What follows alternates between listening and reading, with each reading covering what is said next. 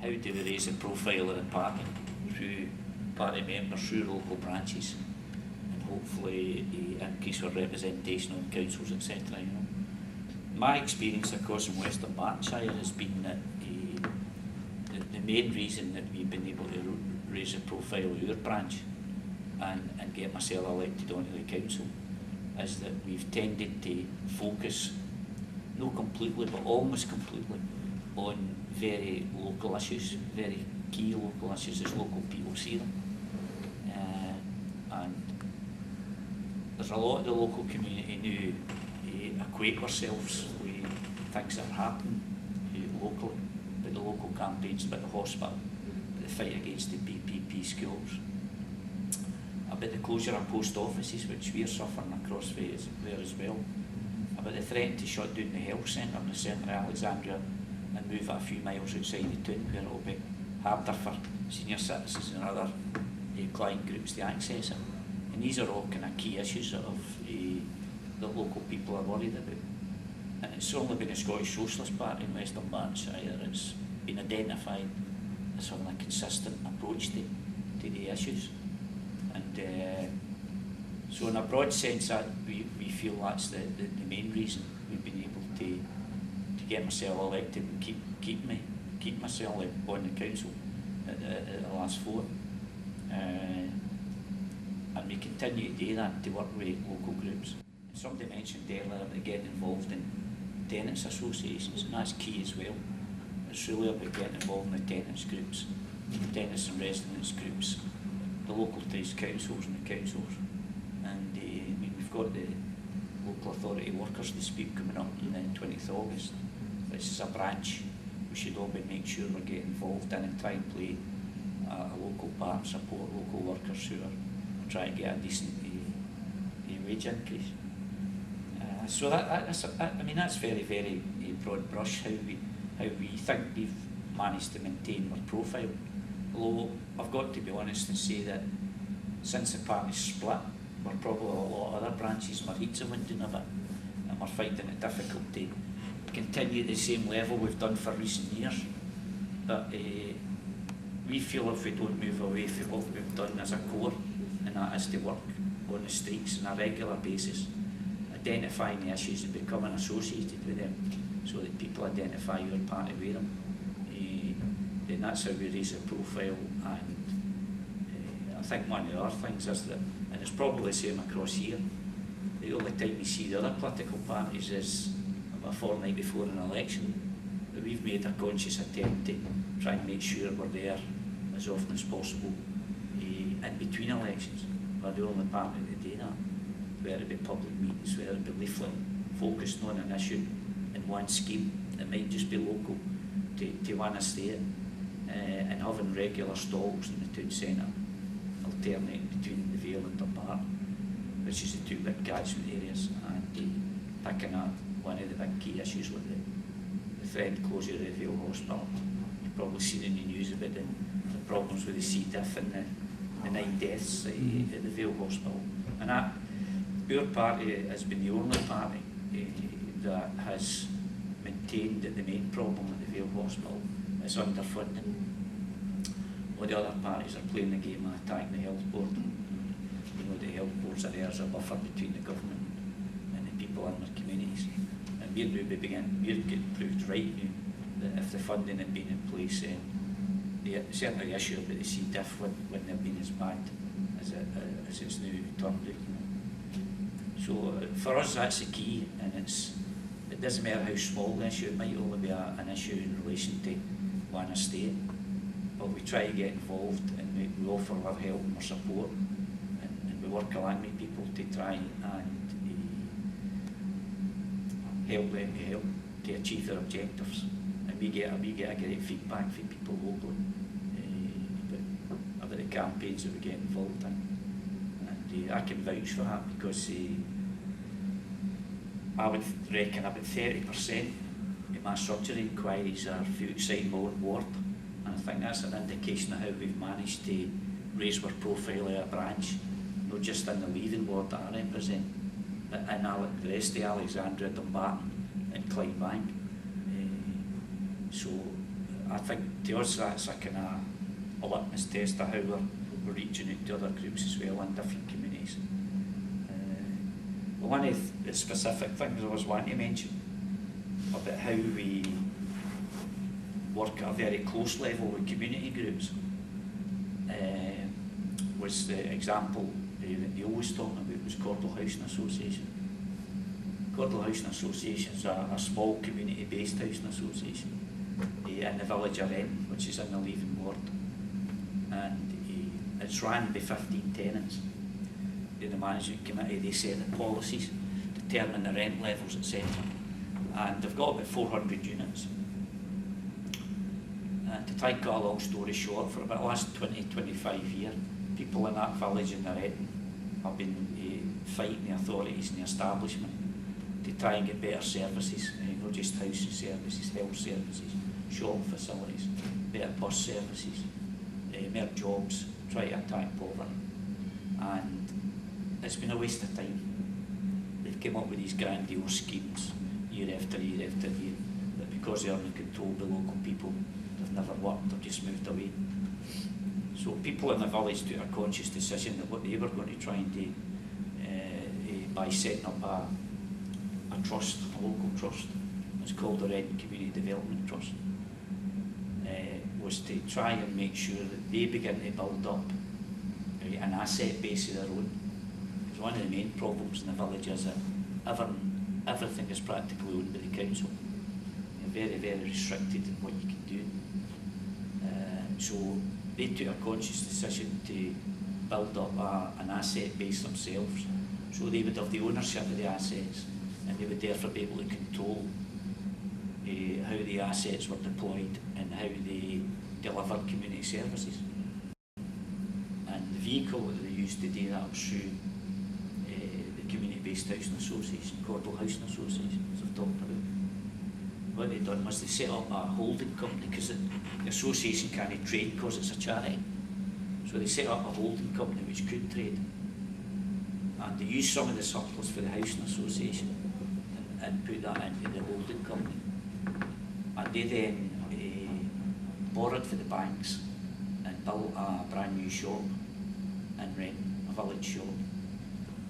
Because one of the big issues that we had identified in the doorstep that the first time I got elected was the poor quality of shop facilities. So the shop was built, and the shop is now owned by the holding company. And it's SPAR that they rent the shop, and the rental goes back in the holding company, which is then reinvested through the trust and into the rest of the village.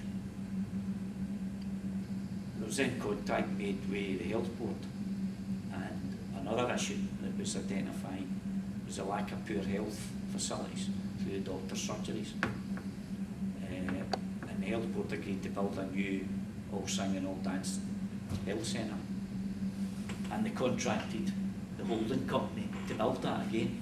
So the holding company built the health centre, and the health board would pay the rent for that, which again goes into the holding company, which is used through the trust, any profits to distribute through the community. The latest project they're on at the moment, which is due to open next month, is a 41-person, which is now called an extra care home for senior citizens who can't live independently anymore. That's been built by the holding company in association with the housing association. And the income, a lot of the rental income that comes through housing benefit for the services in there will go into the holding company as well, and they'll use their resources.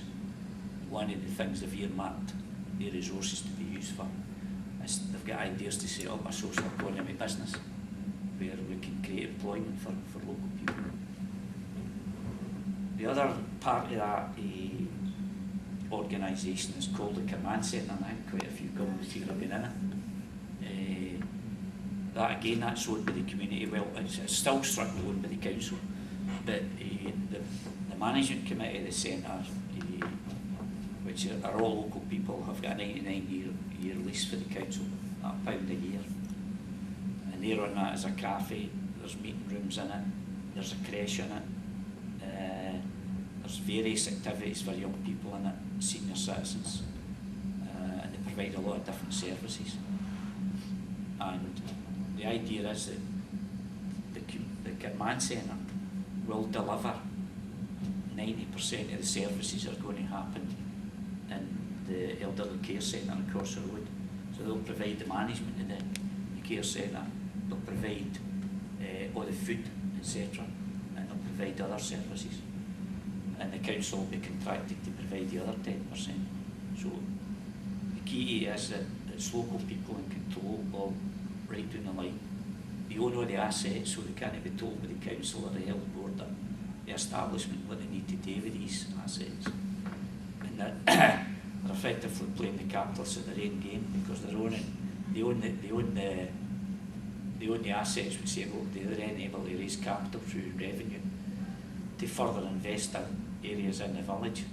And one of the key areas they're trying to use the surplus from is amongst young people who have been bypassed, probably the same in every community. And they're now investing a hell of a lot of money in running activities and try to identify issues that young people feel need to be addressed. And there's a whole range of things going on, from drama to painting clubs to every type of sport. And just about 2 months ago there was a community education centre in the village which the council used to own, and they shut it down. And we got the council to agree to transfer that into community ownership for a nominal sum. We've got a £2 million bid into the lottery to get capital to refurbish that, and that's going to be turned into a centre for provision of the elderly for daycare and provision of nursery services, so that people can be released to go into work, local people. So that's a kind of model that's happening in Wren, which you think is very, very positive. And the reason I mention that as a model is because our party has identified from day one to the day as being one of the key partners for working along with the community groups. The Housing Association, we were involved way back 15 years ago, well, before the party was formed, but the members who are new members of the SSP were some of the founding members of the association, and were heavily involved in the Command Centre board and the Wren Community Development Trust. So when people comment about what's happening in the village, our party is associated very, very closely with what's going on. And the council and Community Scotland, well, I know called Community Scotland, but they're holding that model up as a model that can be used in other communities throughout Scotland if that can be delivered. It's a lot of hard work, but you certainly think we're on the right road. And the reason I mention that is because, from my point of view, and from the party's point of view, we've put a lot of time and effort in working with the groups to support them and try to sell the ideal that they're trying to achieve, and we think they're on the right road to doing that. And one of the main reasons I joined the Scottish Socialist Party was, when you look at the structure and when you look at the objectives, it's about building the party for the street level and not for the top down like a Labour Party. And that's one of the things that I think is absolutely spot on and makes us as a socialist party different from the rest of the capitalist parties. And I think that's our strength. And I think the wee model that we're working closely with in the village demonstrates that what can be achieved if you get the opportunity to do that. And you need to have the ingredients in the village to do that. So we're really proud of that, and we're proud that the party's played a big role in getting me where we are today. Also, I was wondering, there's a lot of talk in the party just now about transition towns and creating sort of environmentally sustainable communities. I was wondering if, within Renton and the sort of social structures that are set up, if there is any environmental consciousness or even any opening for environmental consciousness to, as well working towards sort of, socially responsible, structures being created that like environmentally responsible ones as well? Well, see the social economy business I talked about, there's a big vacant yard up next to the railway station, and Rent Community Development Trust are trying to get access to that. We're negotiating now with the owner, and if we get that yard, we're quite confident we can create a social economy business which will be based on recycling wood, any other materials, and we hope to strike up some sort of service level agreement with the council about recycling the stuff. And we know that we can tap into funding to employ people who are involved in drug and alcohol misuse and are trying to look for a route back into the community at the same time as they're trying to deal with their addictions.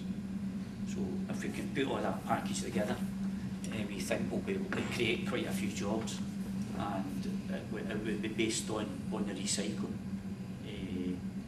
Starting off with building waste. Well, it might not be such a good idea because they're not building any houses, but one of the ideas was to try and recycle building waste, you know, and get involved with the council in terms of recycling other things that they're involved in as well. So there is a lot of ideas, and that's one of the things I find quite amazing that in the communities, that the ideas are there, and if the route can be found, but it's all about being in control, and I think that's the key, being in control and owning the assets. We are looking at recycling as a kind of short answer to the David books as well. But I was at 2 weeks ago, I was at the board meeting at the command centre, and I remember originally when we got to the command centre, there was about 90% of the income was for grants. It was, you know, for the council and other organisations, and that's now been reversed. So only 10% grants and 90% is income through the services that get sold through the centre to the public. So again, it gives us a bit of control over resources, you know. And that's what we aim to do in every enterprise setup. So it's really interesting, and the council don't like it. They're absolutely nipping, they're raging because it's been successful. And I'm trying to convince the council that what they should be doing is saying, well, we want to be part of this. We want to be associated with what you are trying to achieve here. But no, you know, they're about, these are your services, these are your buildings, we're not letting them go for the centre. See, they're saying, well, if community groups can access money and come up with ideas to deliver services, then we should be working in partnership with them. But they don't, you know what they're like, they're very insular, you know. So it's been a real struggle to get things off the council, but they don't like us one bit. They take the nip, you know, but that's good. That doesn't bother us in the slightest. Is there any other councillors like are supportive? Aye, well, the only other one that's supportive is George Black, who's an independent, but George is a socialist as well, and I've known him for a long time. But there's 10 Labour councillors and 9 SNP and another independent, but they kind of pay lip service to it. Some of them are envious, but they kind of pay lip service. But the good thing about it is, that they can't influence what's going on in the village now as a council, because local people have got, they own the assets, they decide the policies, and they employ the people, and there's quite a lot of people employed. I mean, there's about 9 in the Housing Association, there's about 17 in the command centre, and there'll be about another 9 or 10, I think, in the care centre, and then the people who work in the shop, and the people who work in the health centre, but they're obviously employed by SPAR and the health board. So it's created quite a lot of new jobs as well, which is one of our key objectives. It's telling though, isn't it, that councils across the country, they're happy to sell off their services to big business, let big business run it. But when community ownership and control come, they run a mile. You're absolutely right, absolutely It's really right. telling. And for an ideological point of view, councils should be trying to connect with communities, keep big business away in the private sector. They should be saying, right, you've got a model where it works, we want to buy into this. No, it's the old attitude. No, sewers, we're not letting it go for the centre, we don't want to lose control, and they've had to be dragged screaming, but the good thing now is that we're in control of a lot of the assets. The good thing about doing that, and this is why the Housing Association do it, because they pump a lot of money through the trust and the command centre into services for young people, because they understand that in 10 or 15 years time, they young people will be their tenants. So they want to invest in them for a very early day and give them opportunities to get jobs and training and give them leisure activities and try and divert them away from some of the things that the young people shouldn't be getting involved in. So they see that as an investment, no cost on the balance sheet, and I think that's a really healthy attitude, you know, and that permeates through the three organisations, you know. It's really positive, and I love going to their meetings because they're absolutely brilliant, and while I'm not members of the Scottish Socialist Party, they're certainly fellow travellers in terms of the political view they take of what's going on, you know.